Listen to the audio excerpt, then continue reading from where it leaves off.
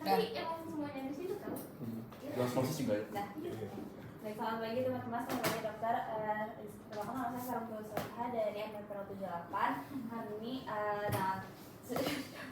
Kalau saya Budi Putra, RP 147 akan baik,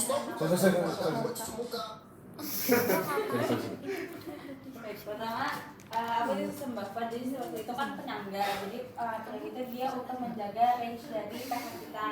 Nah, sistem buffer itu dia menggunakan yang lemah-lemah, jadi kayak basa lemah sama asam lemah. Jadi ini sebenarnya ya tadi udah jelas juga sih, jadi kan ini range-nya. Nah terus kalau misalnya 7 range pH darah kita itu 7,35 sampai 7,45. Kalau misalnya dia kurang atau dia lebih nanti bisa menyebabkan kematian. Nah terus iya. Batasnya ini ada batasnya 6,8 sampai 8. Ini udah batas yang apa namanya? Batas yang patologi gitu loh. Jadi kalau misalnya cuma kalau lebih dari sini atau kurang dari 6,8 itu udah. Jadi sistem buffer itu buat menjaga biar sekitar segini aja gitu. Nah terus kalau misalnya konsentrasinya sebenarnya ini nggak terlalu perlu mas. Ya sih. Jadi kan ada kalau misalnya ini darah kan? Iya. Darah kalau misalnya natriumnya itu ada 142 milimol, kalau misalnya kaliumnya ada 5 milimol, kalau misalnya hidro itu dia 0,0 lagi nih. Nah terus apa namanya, biar gimana caranya biar kayak kan kalau misalnya kita ngitungnya kalau bilangnya pakai 0 gini kan ribet kan, makanya kita pakai yang ini apa namanya rumus log ini kan. Nah terus ini kenapa jadi 7,4 karena kan ini 7 di belakang koma terus 0,4 gitu, jadi pH-nya 7,4. Nah terus ini yang udah kita lihat tadi, jadi dia tuh sifatnya reversible kan, jadi nanti CO2 sama H2O nya akan berikatan, nanti bisa jadi H2CO3. Nanti kalau misalnya ini nanti bisa juga dipecah jadi H+ sama HCO3-.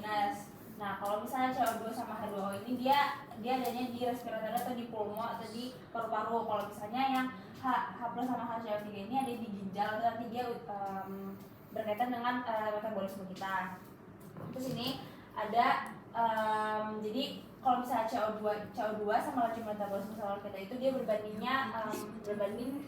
lurus. Jadi kalau misalnya CO2 misalnya laju metabolisme sel kita itu naik, nanti dia akan produksi CO2-nya lebih banyak. Jadi nanti ini yang naik, juga ini yang naik. Nah kalau misalnya sama ventilasi alveolar dia akan berbanding terbalik. Jadi kalau misalnya ini yang naik, nanti dia akan eliminasi CO2-nya meningkat, jadinya nanti ini yang naik, ininya turun.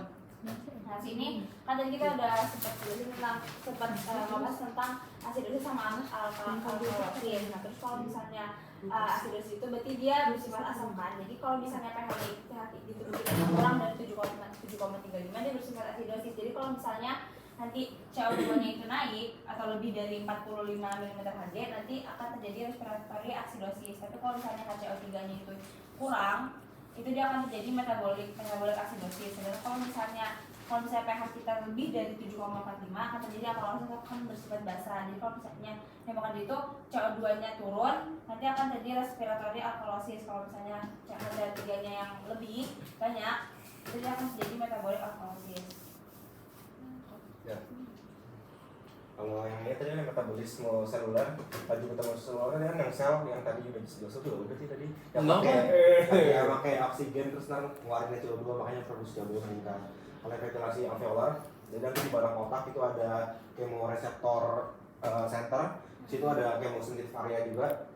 Nah kalau misalkan ada peningkatan H+, nanti bakal menstimulasi H+ itu fungsi nanti dia buat ditembusin ke CSF, cerebrospinal fluid. Cuma kan dia nggak bisa nembus blood brain barrier kan ya, BBB.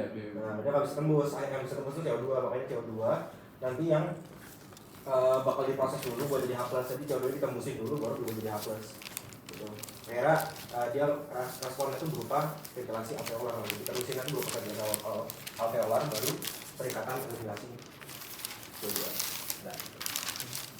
Kalau saya dikaitin sama maksudnya ya tadi kalau misalnya sebenarnya udah jelas juga sih, jadi kalau misalnya H+-nya naik, karena CO2-nya naik, nanti apa namanya nafas kita kan jadinya lebih dalam tuh, nafas kita lebih dalam nanti. Jadi kalau misalnya ini yang naik, di kompensasinya atau biar di normalnya kembali tuh ini harus diturunin. Jadi nanti kita nafas kita jadi lebih pendek-pendek gitu. Udah dijelasin semua juga tadi wajah. Nggak apa-apa. Oke. Ini gambarnya lebih gede jadi lebih kelihatan. Oke ya. Ini Ramadi tubulus kontaktus proksimal CO2 masuk kan? Dulu masuk, lalu ngomong aduh aku tadi sama. Udah tahu apa jelasin ya. Itu lebih mahal. Ya udah ya asam karbonat ini kan jadi HCO3 jadi karbonat. Jangan cepet-cepet, jangan cepet-cepet. Ya oke. Pengulangan biar jadi memori jangka panjang. Oke, CO2 tambah H2O dia jadi asam karbonat kan. Kemudian nanti dipecah jadi bikarbonat sama jadi H+ proton gitu. Kemudian selanjutnya nanti kan natrium masuk ya, natrium masuk bersama dengan H+ keluar. Dia natrium masuk ini dia turun gradien konsentrasi ya. Jadi yang sininya tinggi ini konsentrasinya rendah gara-gara ada natrium kalium ATPase di sini yang akan mengeluarkan 3 natrium dan masukin 2 kalium. Ini ya, ini apa namanya? Pembuluh darahnya, ini selnya, ini lumennya. Nah, akhirnya kan dia masuk akhirnya fungsinya juga buat bantuin H+ ini jadi secondary active transport. Kemudian H+ nanti akan digabung sama HCO3 yang dari dalam lumen menjadi H2CO3. H2CO3 nanti dipecah lagi jadi CO2 tambah H2O. Terus dimasukin lagi deh ke dalam sel buat dilakuin lagi. Jadinya hasil HCO3 ini bukan HCO3 yang baru gitu loh, cuma HCO3 yang bekas dari daur ulang. Ini HCO3 bekas daur ulang lah sebutannya dia. Dia juga keluar barengan sama natrium. Gitu. Nah, lanjutnya ini kan yang ini yang buffer bikarbonat nih. Kemudian ada lagi yang buffer yang apa namanya? Fosfat, amonium. Amonium klorida. Amonium ya? Oh iya maaf. Oke. Bayar di sebelah sini aja nggak? Iya, Fadli duduk aja. Tukar tempat. Nggak harus aja. Fadli duduk aja. Ini itu kursi. Nggak mau ini aja. Ya udah sekarang. Nggak apa-apa. Wah gini. Nah. Ini udah. Oke lanjut ya. Jadi di bagian tubulus proksimal lagi itu dia yang tadi apa namanya ada asam amino di dalam hepar, nanti dia bisa mengaruhi metabolisme menjadi glutamin bakal masuk ke dalam ginjal. Kemudian dia nanti bisa terjadi diaminasi yang tadi, diaminasinya diaminasi pertama dia diubah oleh glutaminase jadi glutamat. Nanti hasil sisa produknya adalah NH4.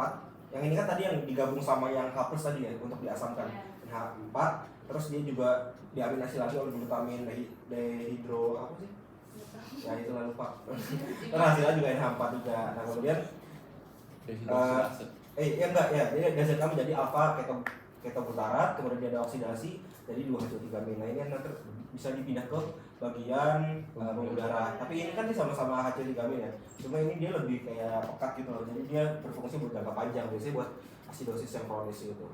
Nah terus ini yang NH4 nanti diterusin dia sama, dia pakai secondary active transport juga. Kemudian nanti digabung sama klorida jadi NH4Cl baru di gitu.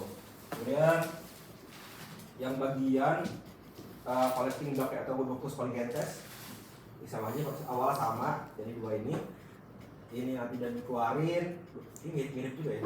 Oke nanti dia dikeluarin, kemudian nanti Cl-nya masuk karena kan dia buat karena ini sebenarnya awal asam, jadi asam dimasukin sini, ini dimasukin bahasa ke arah sini. Untuk H+ nanti dilewatin ke bagian hidrogen ATPase sama hidrogen kalium ATPase. Bedanya ya kalau hidrogen ATPase yang keluar cuma hidrogen doang, kalau hidrogen kalium ATPase dia dibantu oleh kaliumnya ikutan masuk gitu loh. Ikutan masuk. Nah terus apa lagi ya? Terus ini NH3 ya. Ini ada yang tadi di gambar siapa tadi? Ada NH3 di bagian ductus colligensens itu. Jadi tadi yang bakal masuk nanti dia gabung sama H+ jadi NH4 tambah Cl ini dia hasilnya sama aja dia. Sama.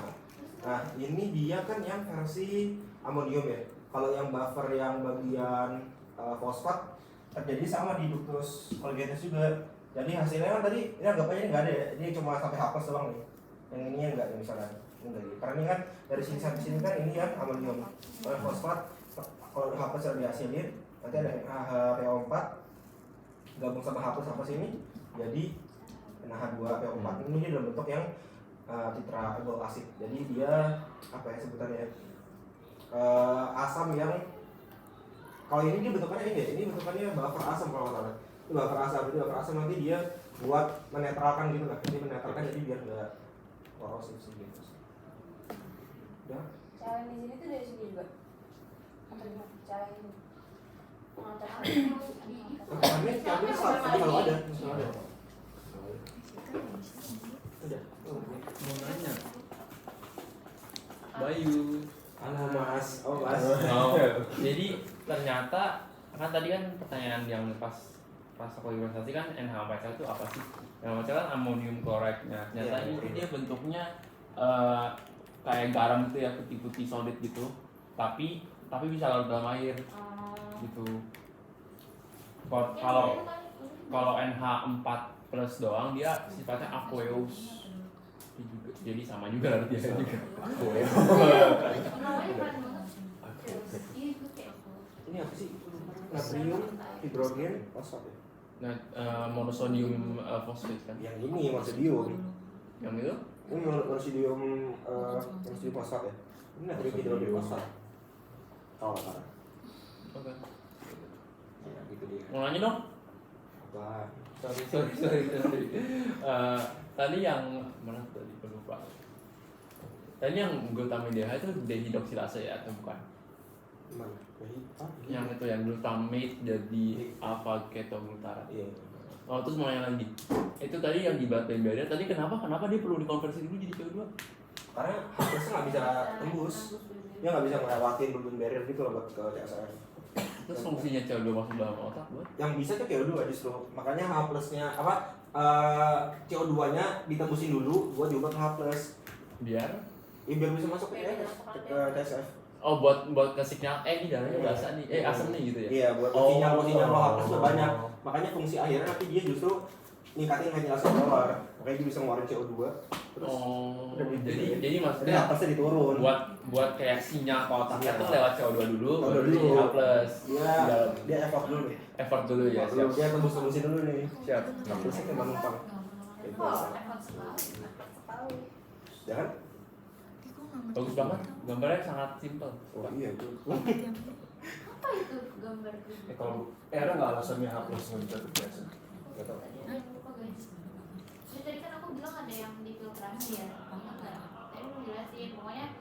Jadi yang difiltrasi itu kan dia HCO3 min, dia kan barengan sama darah.